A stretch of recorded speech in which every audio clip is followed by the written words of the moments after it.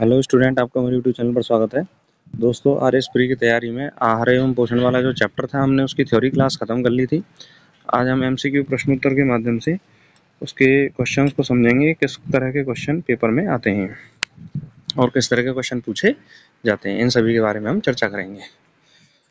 तो चलिए, आज का जो टॉपिक है वह है आहार एवं पोषण। आज का टॉपिक कौन सा है? आहार एवं पोषण।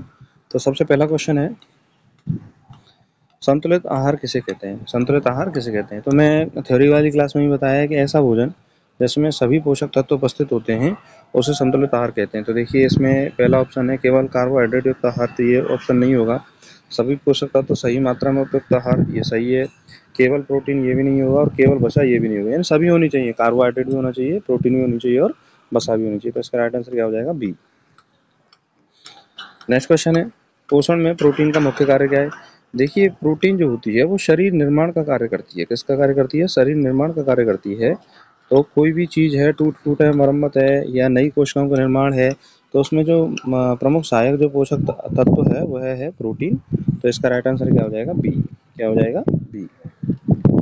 नेक्स्ट है, कुपोषण का मुख्य कारण क्या है? देखिए, कुपोषण का मुख्य कारण होता है कि भाई ऐसा भोजन करें आप जिसमें सभी पोषक तत्व उपस्थित ना हो, तो संतुलित आहार ना किया जाए तो व्यक्ति क्या हो जाता है? कुपोषित हो जाता है। तो पहला ऑप्शन है संतुलित आहार की कमी, बिल्कुल सही है। अधिक वसा का सेवन, ये गलत है। व्यायाम का अभाव, ये भी गलत है। और विटामिन का अधिक सेवन, ये भी गलत है। तो इसका राइट आंसर क्या हो जाएगा? ए।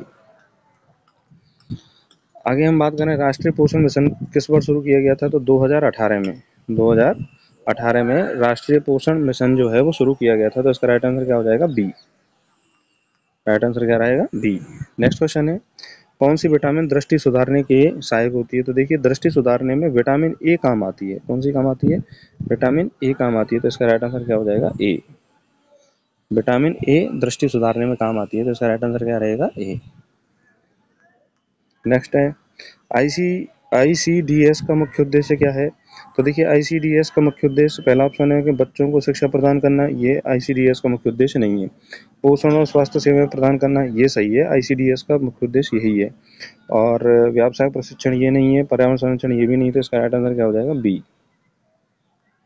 अगला क्वेश्चन है, कौन सा पोषक तत्व तुरंत ऊर्जा प्रदान करता है? तो जो कार्बोहाइड्रेट होता है, किसी भी ऊर्जा के बारे में बात करें तो कार्बोहाइड्रेट सबसे पहले तुरंत ऊर्जा प्रदान करेगा, उसके बाद लिपिड और उसके बाद प्रोटीन। ये क्रम होता है ऊर्जा प्रदान करने के आधार पर पोषक तत्वों का। तो सबसे पहले जो ऊर्जा प्रदान करेगा वो कौन करेगा? कार्बोहाइड्रेट। उसके बाद कौन करेगी? वसा, लिपिड, और उसके बाद करती है प्रोटीन। तो इसका राइट आंसर क्या हो जाएगा? बी। बी ऑप्शन में कार्बोहाइड्रेट है, तो इसका राइट आंसर होगा बी। नेक्स्ट है, गर्भवती महिलाओं के लिए कौन सा पोषक तत्व आवश्यक है? देखिए, जो भी महिलाएं गर्भवती होती हैं उनमें रक्त की कमी हो जाती है। तो रक्त की कमी को पूरा करने के लिए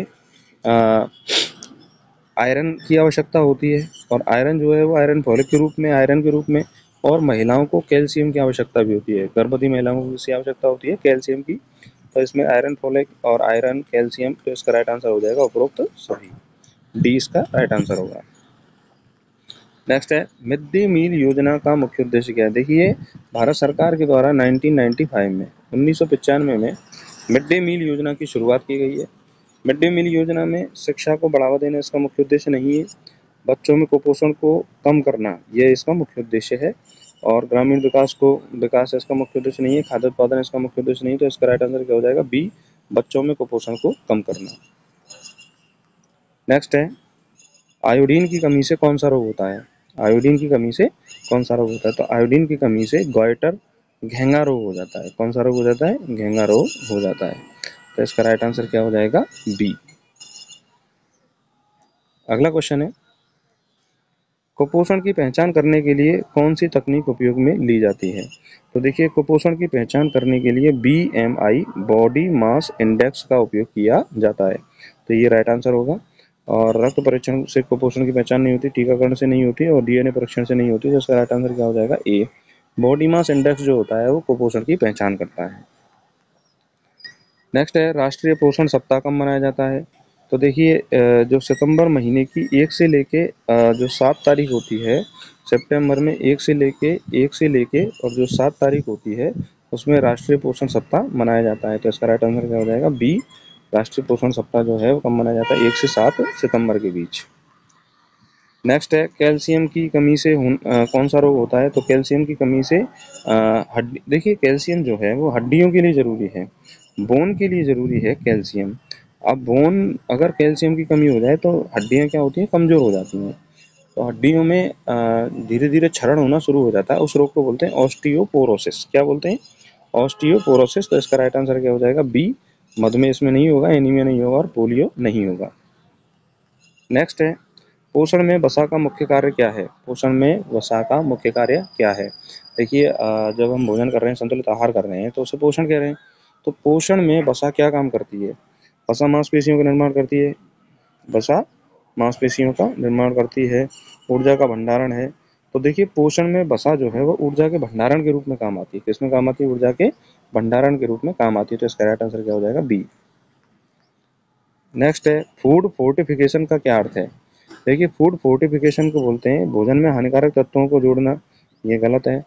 भोजन को पोषक तत्वों से समृद्ध बनाना, ये बिल्कुल सही है। भोजन को संरक्षित करना, इसको प्रिजर्वेशन कहेंगे। भोजन की लागत बढ़ाना, जैसे कॉस्टिंग कहेंगे। तो इसका राइट आंसर क्या हो जाएगा? बी। तो फूड फोर्टिफिकेशन का अर्थ होता है भोजन को पोषक तत्वों से समृद्ध बनाना। राइट आंसर क्या होगा इसका? बी।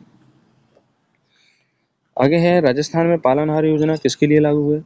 तो देखिए राजस्थान में पालनहार योजना का जो लागू किया गया था वो अनाथ बच्चों के लिए पालनहार योजना को शुरू किया गया, क्योंकि कोरोना महामारी में बहुत सारे माता पिता जो बच्चों के ऐसे थे जो मर गए थे, तो उनके पालन के लिए पालनहार योजना राजस्थान सरकार द्वारा शुरू की गई।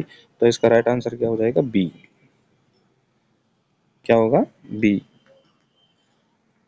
नेक्स्ट है रक्त निर्माण के लिए कौन सा खनिज आवश्यक होता है? तो देखिए रक्त में पाया जाता है हीमोग्लोबिन, और हीमोग्लोबिन में लाल रंग का मुख्य कारण होता है Fe+2 आयन। इस Fe+2 आयन के कारण जो रक्त का रंग जो होता है वो रेड होता है, लाल होता है। तो हम बात करें कैल्शियम नहीं होगा, आयरन। इसका राइट आंसर क्या हो जाएगा? आयरन। फास्फोरस भी नहीं होगा और पोटेशियम भी नहीं होगा। तो रक्त निर्माण के लिए लोहा, आयरन अवयव की क्या है? सबसे ज़्यादा जरूरत होती है। नेक्स्ट है खाद्य पदार्थों को संरक्षित करने के लिए कौन सी विधि उपयुक्त की जाती है? तो देखिए उबाल कर खाद्य पदार्थ संरक्षित किया जाता है, फ्रीजिंग में खाद्य पदार्थ संरक्षित किया जाता है, क्योंकि फ्रिज में भी तो हम भोजन रखते हैं।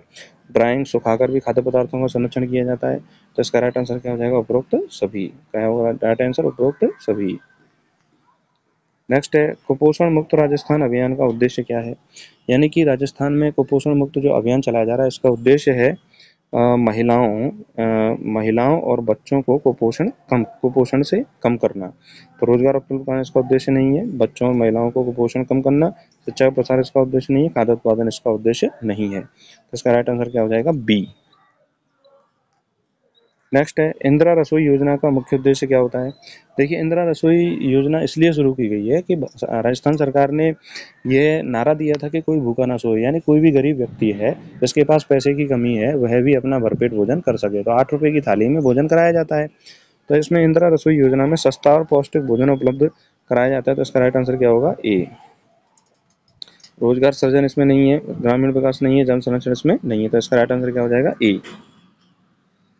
नेक्स्ट है पोषण की कमी से जुड़ी बीमारियों को क्या कहते हैं? पोषण की कमी से जुड़ी बीमारियों को क्या कहते हैं? तो ऐसी पोषण की कमी से जुड़ी बीमारियों का अपोषण रोग कहते हैं। क्या बोलते हैं? अपोषण रोग। नेक्स्ट है विटामिन डी की कमी से कौन सा रोग होता है? तो विटामिन डी की कमी से रिकेट्स रोग होता है। कौन सा रोग होता है? रिकेट्स रोग होता है विटामिन डी की कमी से। तो इसका राइट आंसर क्या हो जाएगा? बी। राइट आंसर क्या हो जाएगा? बी। नेक्स्ट है राष्ट्रीय खाद्य सुरक्षा मिशन का उद्देश्य क्या है?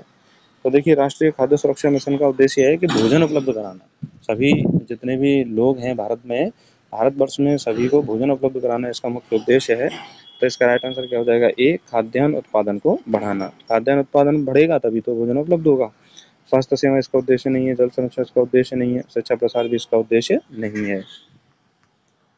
नेक्स्ट है कौन सा विटामिन स्कर्वी रोग से बचाव करता है? तो देखिए स्कर्वी रोग विटामिन सी की कमी से होती है। कौन सी कमी से होती है? विटामिन सी की कमी से स्कर्वी रोग होता है।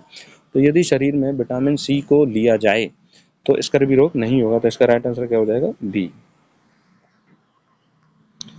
नेक्स्ट है पोषण में माइक्रोन्यूट्रिएंट का अर्थ क्या है? पोषण में माइक्रोन्यूट्रिएंट, माइक्रो का मतलब होता है कम, न्यूट्रिएंट माने पोषण, यानी ऐसे पोषक पदार्थ जिनकी कम मात्रा ही शरीर के लिए पर्याप्त है, उन्हें माइक्रो न्यूट्रिएंट कहते हैं। तो बड़ी मात्रा में आवश्यक पोषक तत्व इसका आंसर नहीं होगा। छोटी मात्रा में आवश्यक पोषक तत्व ये सही है, केवल वसायुक्त पदार्थ ये नहीं है, केवल कार्बोहाइड्रेट युक्त पदार्थ ये भी नहीं होगा, तो इसका राइट आंसर क्या हो जाएगा? बी। नेक्स्ट है, पोषण के लिए सबसे महत्वपूर्ण ऊर्जा का स्रोत क्या है? देखिए, पोषण के लिए सबसे महत्वपूर्ण ऊर्जा स्रोत है कार्बोहाइड्रेट। क्या है? कार्बोहाइड्रेट। उसके बाद क्या होती है? प्रोटीन। और उसके बाद क्या होती है? वसा। तो सबसे ज़्यादा जो महत्वपूर्ण ऊर्जा स्रोत है वो कौन सा है? कार्बोहाइड्रेट। नेक्स्ट है, गर्भवती महिलाओं को आयरन और कैल्शियम किस योजना के तहत मिलता है? गर्भवती महिलाओं को आयरन और कैल्शियम किस योजना के तहत दिया जाता है? तो देखिए, प्रधानमंत्री मातृ वंदना योजना के तहत गर्भवती महिलाओं को आयरन और कैल्शियम दिया जाता है। तो इसका राइट आंसर क्या हो जाएगा? ए। नेक्स्ट है, आहार में फाइबर का मुख्य कार्य क्या होता है? देखिए, ऐसा भोजन जिसमें फाइबर हो, उस यदि भोजन को करें तो वह भोजन एक तो भोजन को पचाने में सहायक होता है, तो पाचन में सहायक होता है, और जो जहरीले पदार्थ होते हैं उनको बाहर निकालने में भी क्या होता है? सहायक होता है। तो फाइबर युक्त तो भोजन का मुख्य कार्य होता है पाचन में सहायता करना। शरीर को ऊर्जा प्रदान करना इसका मुख्य कार्य नहीं है, पाचन में सहायक है। एंजाइम का निर्माण करना इसका मुख्य कार्य नहीं है, रक्त निर्माण भी इसका मुख्य कार्य नहीं है। तो इसका राइट आंसर क्या हो जाएगा? बी। नेक्स्ट है, कुपोषण की समस्या सबसे अधिक कहाँ पाई जाती है? देखिए, ऐसे देश जो या तो अविकसित हैं या विकासशील हैं, उनमें कुपोषण की समस्या पाई जाती है। विकसित देशों में सामान्यतः कुपोषण की समस्या नहीं पाई जाती। तो इसका राइट आंसर क्या हो जाएगा? बी। क्या होगा? बी। नेक्स्ट है, भारत में राष्ट्रीय पोषण माह कब मनाया जाता है? तो देखिए, राष्ट्रीय पोषण सप्ताह जब मनाया जाता है 1 से 7 सितंबर, तो उसी को राष्ट्रीय पोषण माह के रूप में भी मनाया जाता है। तो इसका राइट आंसर क्या हो जाएगा? बी। क्या हो जाएगा? बी। तो इस तरह से दोस्तों हमने आहार एवं पोषण के प्रश्नोत्तरी के माध्यम से हमने इस चैप्टर को समझा। आशा करता हूँ कि आपको ये चैप्टर समझ में आया होगा, और जो भी स्टूडेंट इस चैनल पर नए, इस चैनल को जरूर सब्सक्राइब करें। और ये आर एस प्री की जो जनरल साइंस की आपकी श्रृंखला है ये चलती रहेगी, और आगे भी जो भी टॉपिक्स रह गए हैं उनको आगे भी कराया जाएगा। और कई सारे टॉपिक्स हमने फिनिश करा दिए हैं थ्योरी प्लस क्वेश्चन के माध्यम से, तो उनको आप ज़रूर देखिए। और यदि आपको ये क्लास कैसी लगी कमेंट करके ज़रूर बताएं। नमस्कार, धन्यवाद।